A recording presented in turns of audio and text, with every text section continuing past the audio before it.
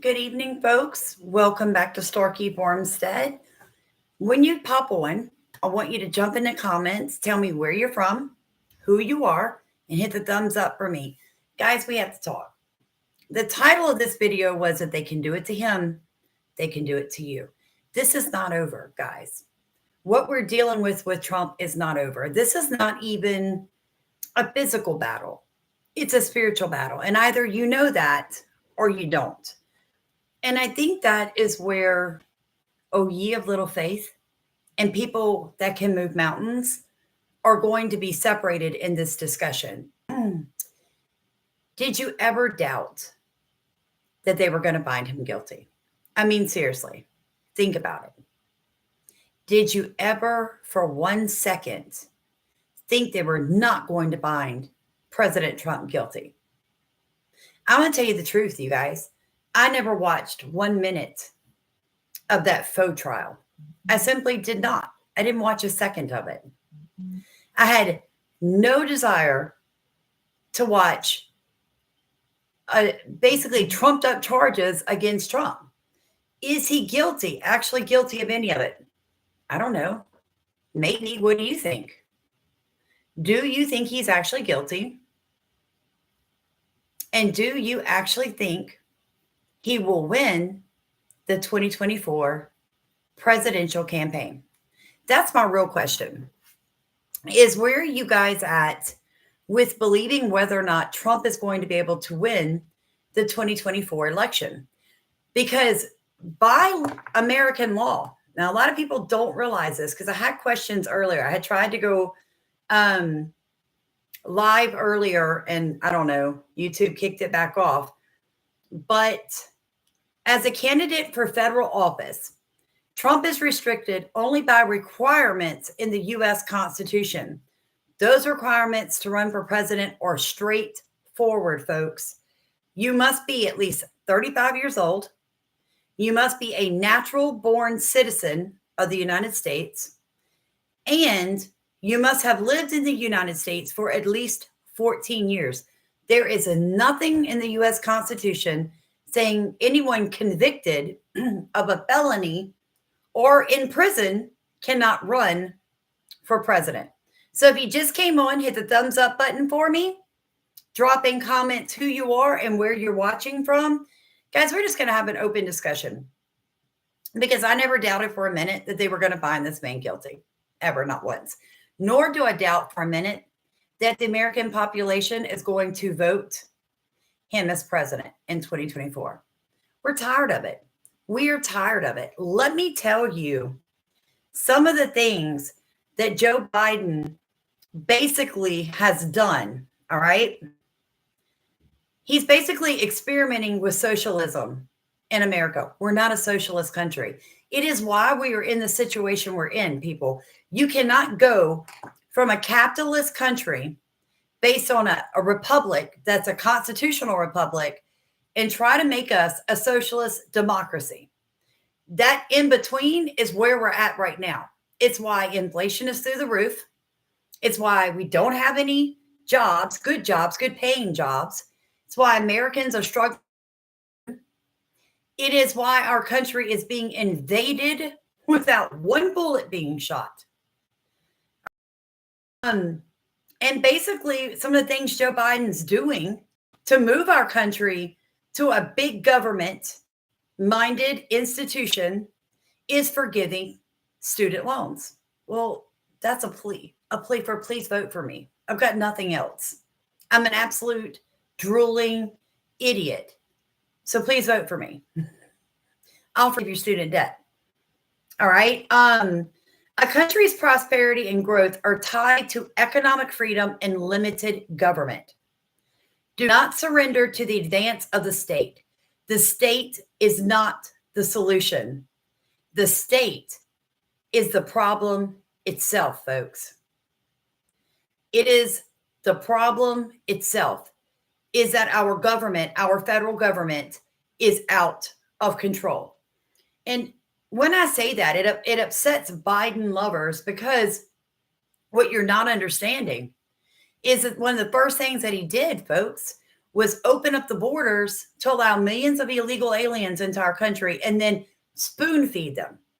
But on top of that, the worst thing that Biden did was his ideas behind increasing the IRS. So, guys, if you're here, drop something in chat, do the thumbs up, and let me know that you are here. So he's steadily moving us to a large government when we're not set up to be that way. The federal government is supposed to be the deciding factor in certain issues, folks.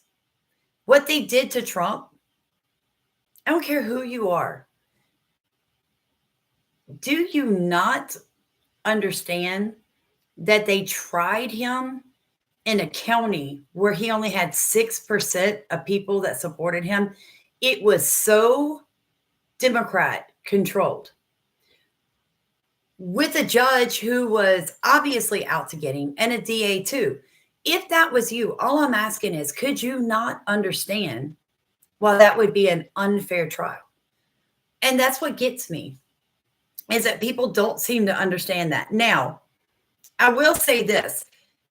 A lot of Democrats have the problem with the fact that Trump did a 10% tariff on all imported goods. They basically cried and boohoo, saying that was a negative economic consequence on Americans.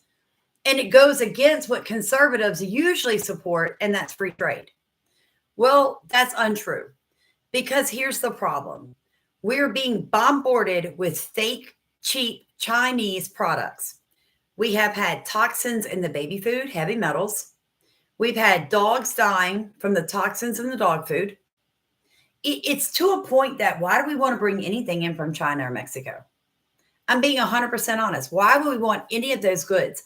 Why can we not balance the playing field so that American companies can come back here and manufacture, can come back here and create and build and produce for American citizens? That's what Trump is for. He's for cutting up all the red tape so that businesses can get started without all the regulations. Let me show you how a Democrat-ran state is. Look at Maui. It's been 8 months since the fires, almost 9 months, folks, since Lahaina burned to the ground. That is a completely Democrat-controlled government. Let me give you an example. The very first rebuilding permits were just issued for a whopping of $3,000 in permit fees just to get started. That's just to get started. Think about that. Now, normally, if that had been a Republican-led city, people would have been building, at least staying on their own property during the cleanup period. Whether we thought it was toxic or not, we would have allowed people the decision-making skills to do that. One side is for government control. The other side is for less government. And that's what's happening in America right now. You've got socialist Democrats versus conservative constitutional republic. And America has to decide, do we want to go back to the freedoms we had when our parents and grandparents were coming up, where one man could support his entire family, own a house and a vehicle, and not be burdened with so much debt? Or do we want to continue with World Economic Forum decisions being squished down our throat? Do we want to buy into the climate crisis? Do we want people to tell us that we cannot drive gasoline vehicles, that we have to be electric, even though that's more toxic for the environment? Do we want millions and millions and millions of unvetted illegal aliens in our country when they've got nothing to offer, folks? Nothing to offer. I'm done with the globalization. I'm just done with it. So that's where America is. That's the stance the place America currently is. If Trump does not win in 2024, we will end up being a socialist country in the next 4 years. That is their goal. That's why they're fighting him. Has that never clued anyone ever even considered the fact that maybe that is why they're fighting him so hard? I'm just asking. I think I have really bad service back here.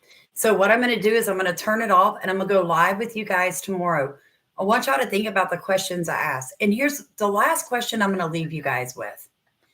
If you're a Christian, would you in comments tell me how you can morally vote for Biden when he has pushed transgenderism down our throats and down our children's throat? If you don't believe me, go back and watch my live from this morning where I discuss this LGBTQ report that social workers and OCS workers are required to use when dealing with children, right? That's like shocking to me.